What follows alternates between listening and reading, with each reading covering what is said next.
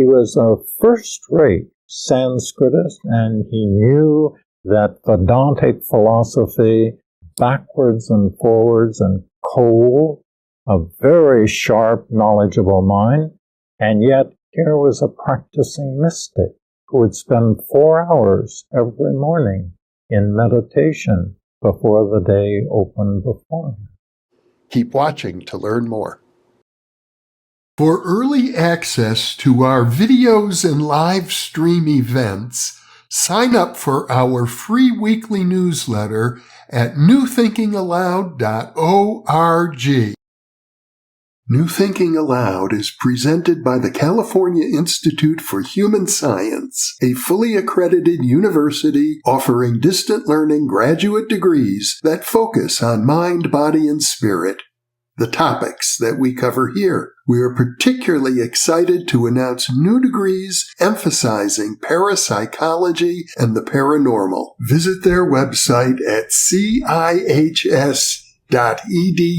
Book 4 in the New Thinking Aloud dialogue series is Charles T. Tart, 70 Years of Exploring Consciousness and Parapsychology, now available on Amazon.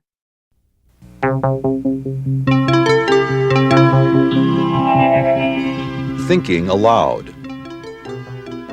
Conversations on the leading edge of knowledge and discovery with psychologist Jeffrey Mishlove.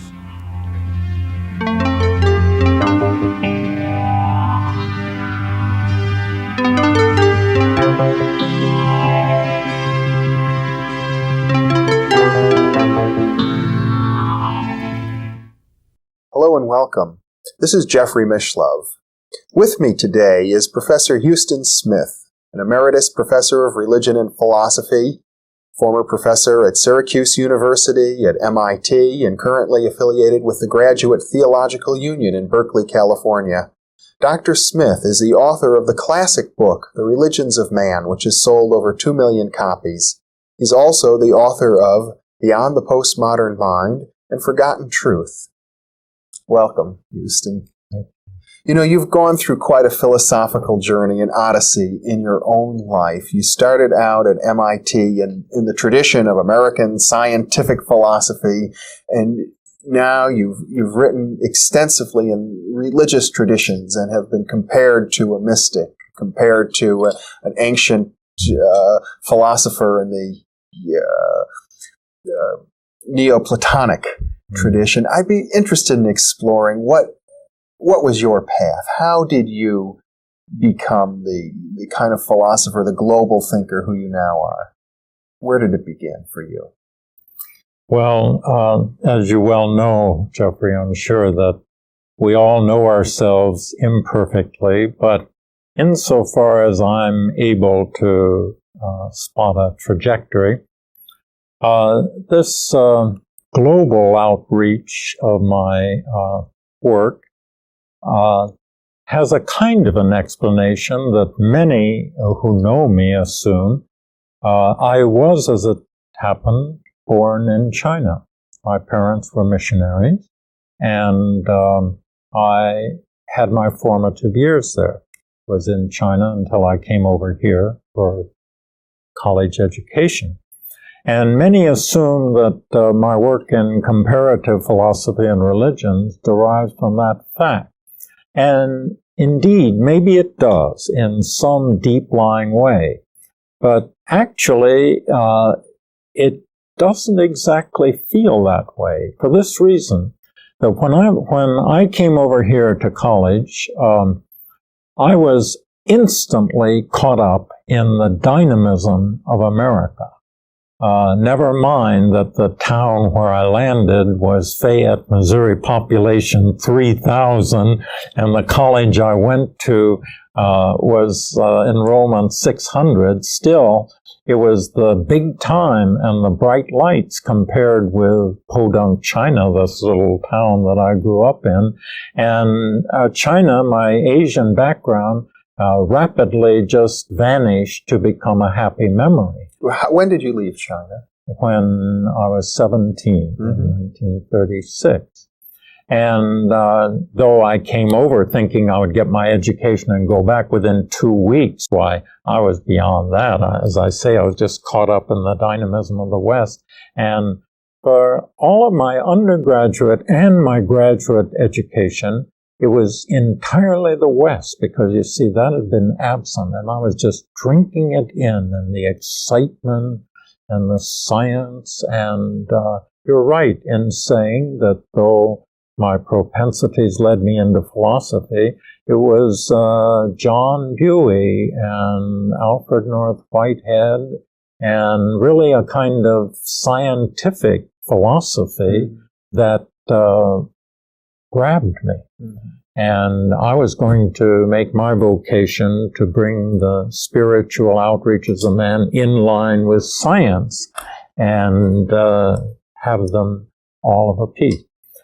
And I can still remember when that whole picture, which as I look back on it was entirely to science enclosed, there was one specific night when that just burst like a bubble.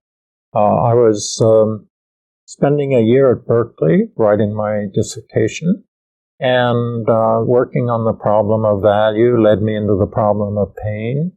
And one day I went to the Wheeler Library and looked up in the card catalog about pain. I hadn't thought much about it, experienced a little bit of it, took back 4 books, and after supper in my room, I noticed the title on one of them was Pain, Sex, and Time. And somehow that seemed more interesting than the others, and I reached for it. And it was one of the most remarkable experiences, one of the 2 most remarkable reading experiences of my life. It's the only time that I read the entire night through. And when the dawn broke and I finally put the book down, I had made 2 vows to myself. One was that I would not read another word by this man until I had my degree firmly in hand. I obviously was afraid I'd never go back and finish it. It was that subversive. That's right. Mm-hmm. And the other vow was that when I finished, why, I would read everything this man had written. Now, the reason that it had that effect on me was that this was the first book by a convinced mystic that I had ever read. And the worldview of the mystic was so much larger and more compelling than the science-encapsulated positivistic outlook that I had been plying my philosophy in, that it was liberating, absolutely exhilarating. And who was the author? Well, the author's name isn't known very much now.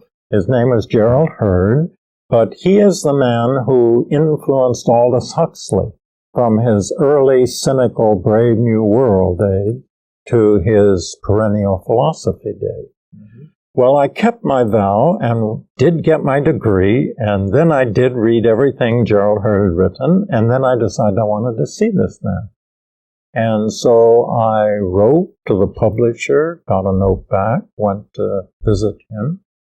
And I'm telling you all this because after I sought him out, he was in Southern California, Trabuco Canyon. I had a little kind of an ashram there.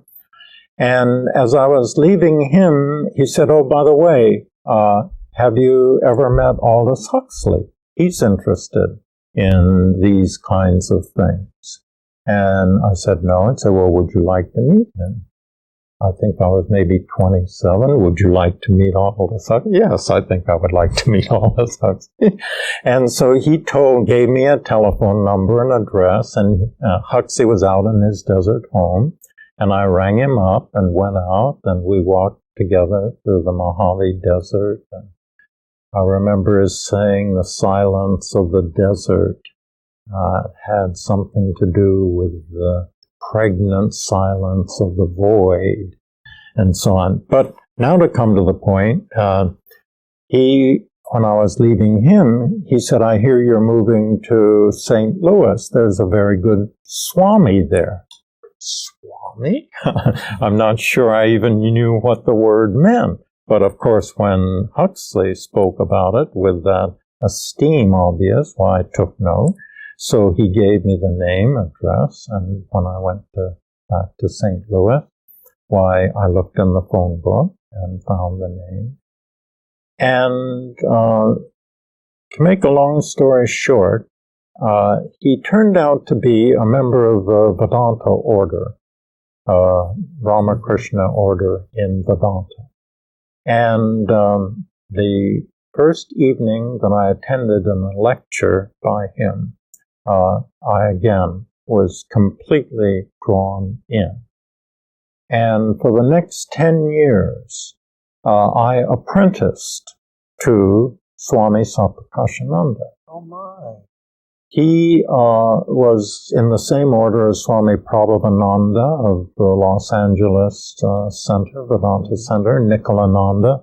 Those men wrote more than he did, but he was the best Sanskritist of the lot. And Vedanta is the philosophical tradition of Hinduism. Of Hinduism, right. And it was not without amazement that I came to know that man, because I had known great scholars before, and I had also known very pious people. But here, both of those elements were embedded in a single individual.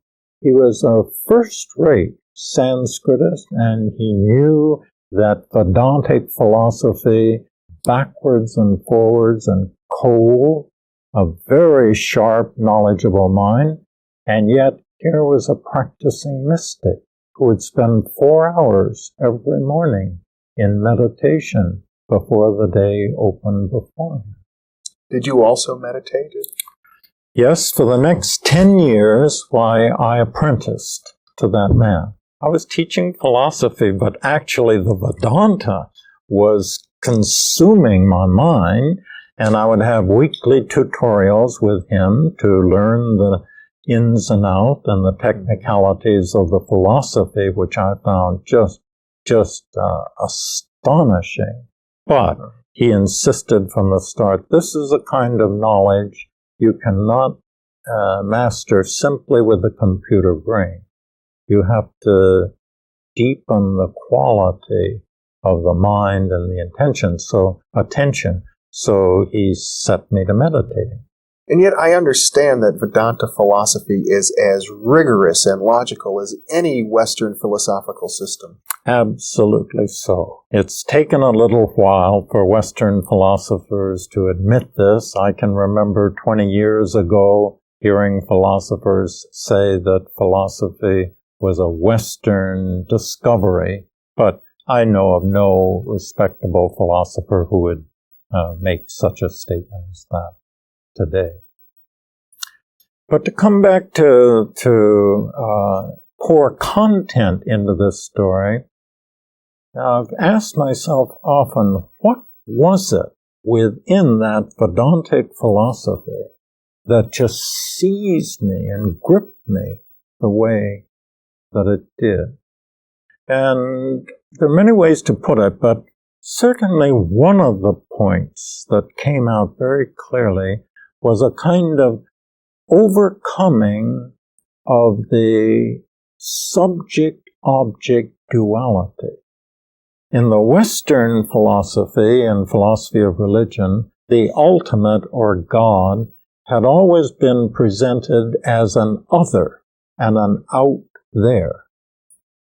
And to find the Indians speaking about this effulgent self, Satchit Ananda, infinite being, infinite awareness, infinite bliss, that ultimate reality with those luminous characteristics. But then going on to say, Tat Tvam Asi, that thou art. That phrase just comes ringing through the Upanishad like a gong recurrently, Tat Tvam Asi. So one got the living sense that this infinite reality was not just out there, but concomitantly at the same time, the foundation of one's own self.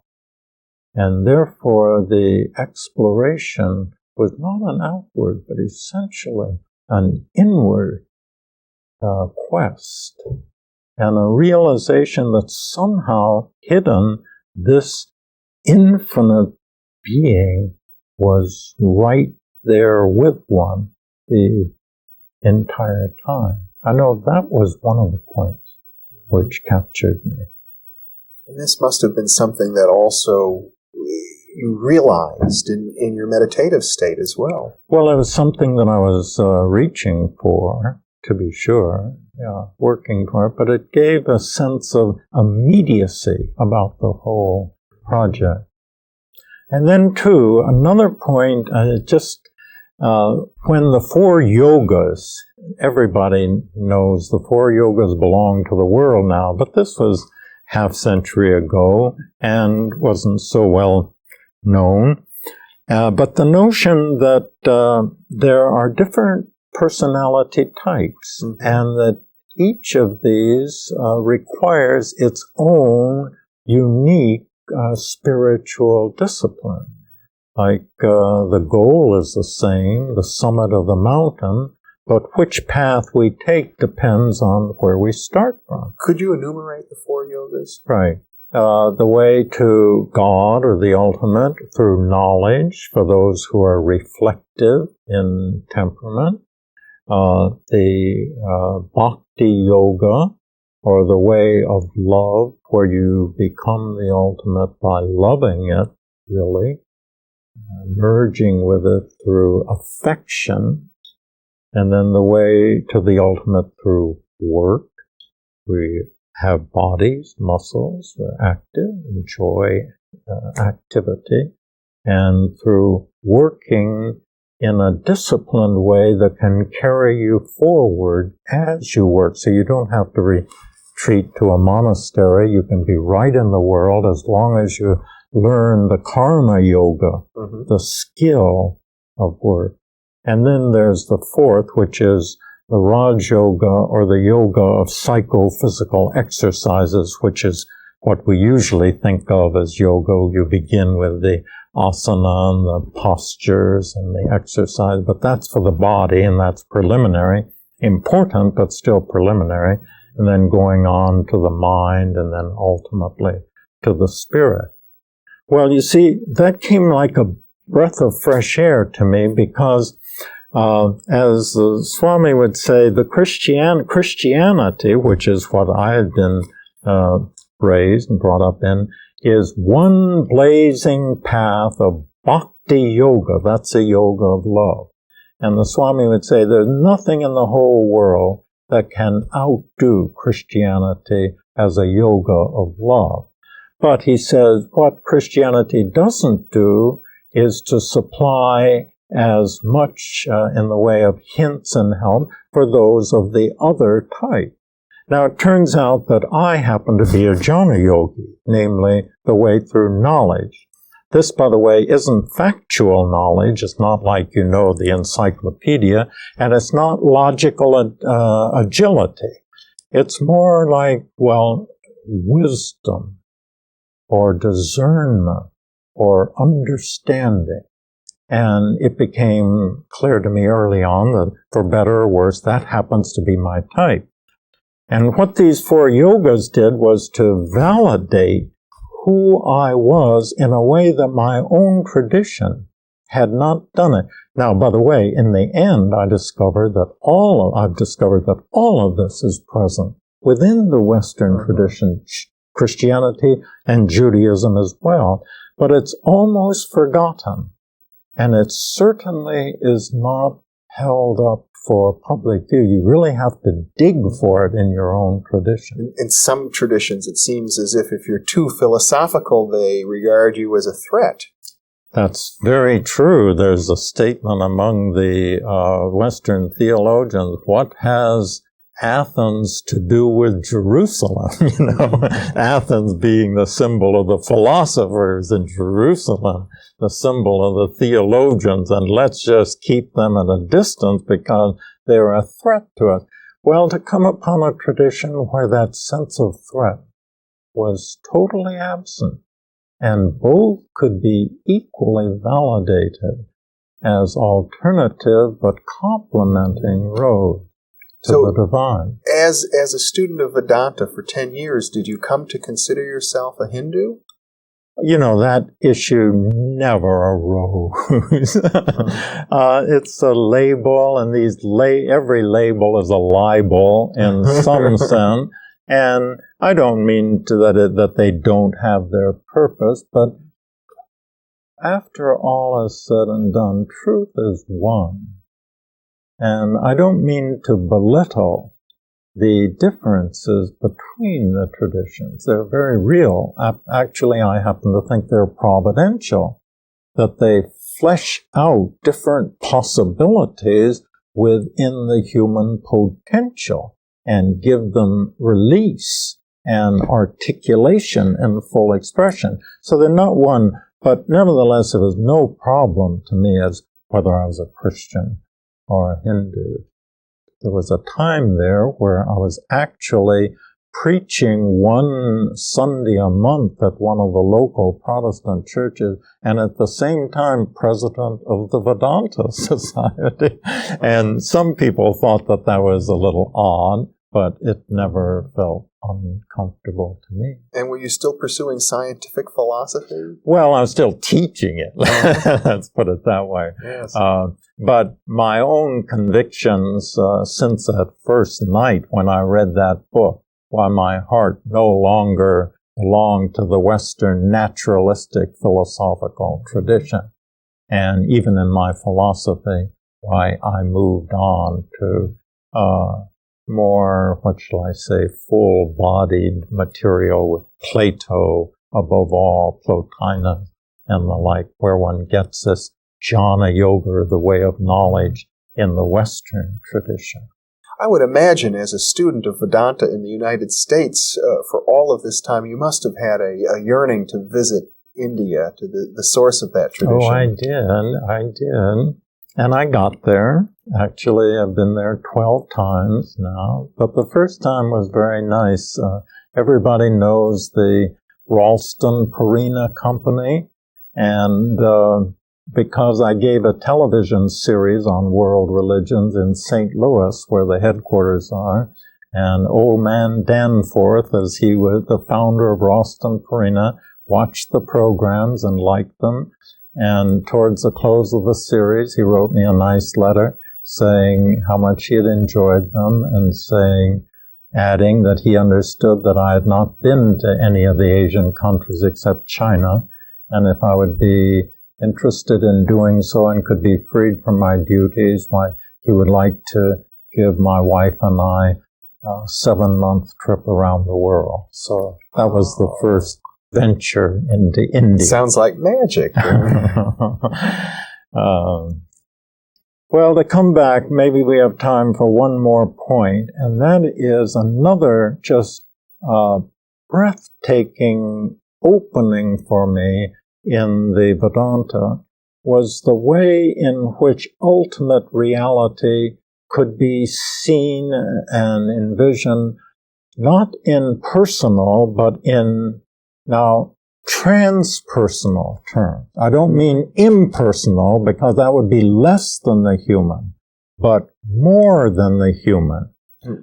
What do you mean by that? Yeah, what I mean by that is that the view of God which my tradition had given me, even though it was rich and meaningful up to a point, there came a point when that notion of God was too anthropomorphic, too much like a human being.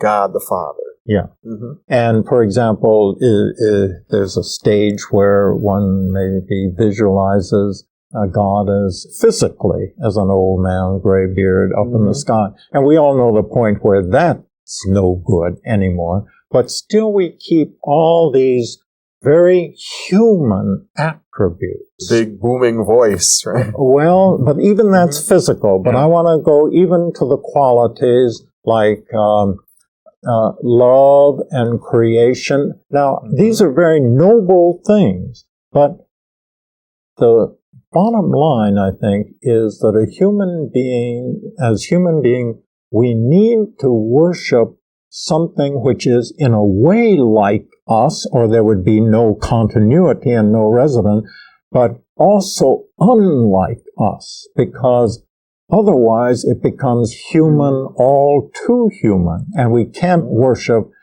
just a giant version of ourselves. In other words, a deity.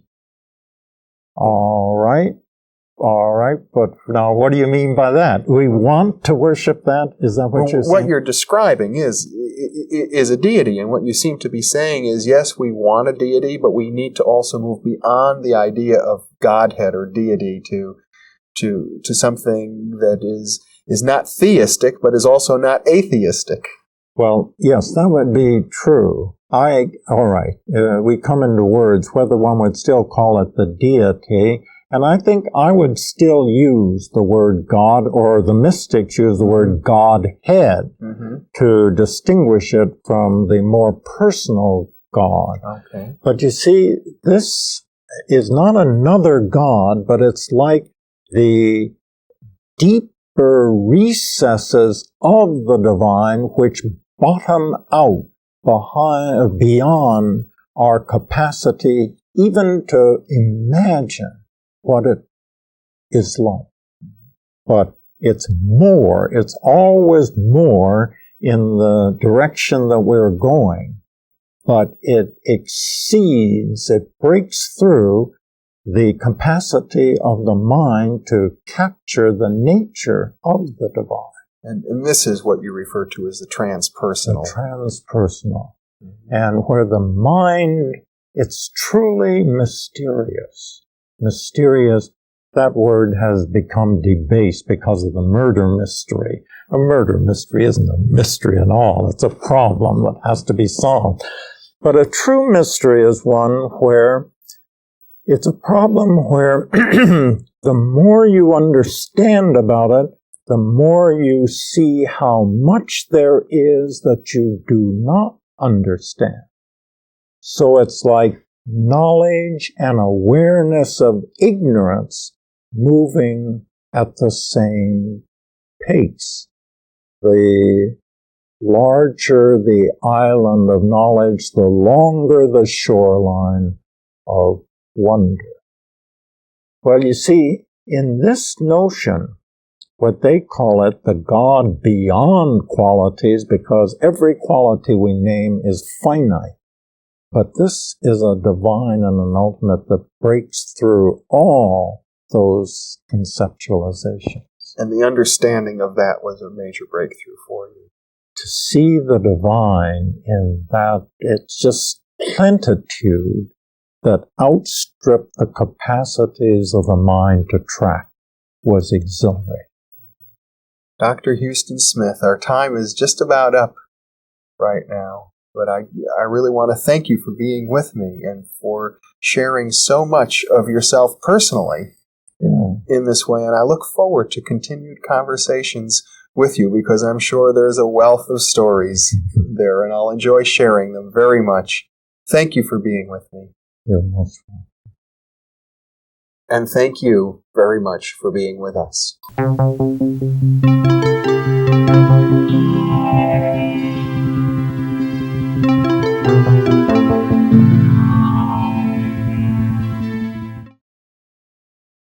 For early access to our videos and live stream events, sign up for our free weekly newsletter at newthinkingaloud.org.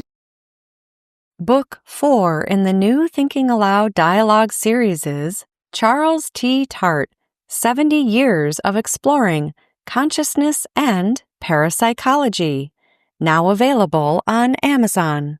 New Thinking Aloud is presented by the California Institute for Human Science, a fully accredited university offering distant learning graduate degrees that focus on mind, body, and spirit.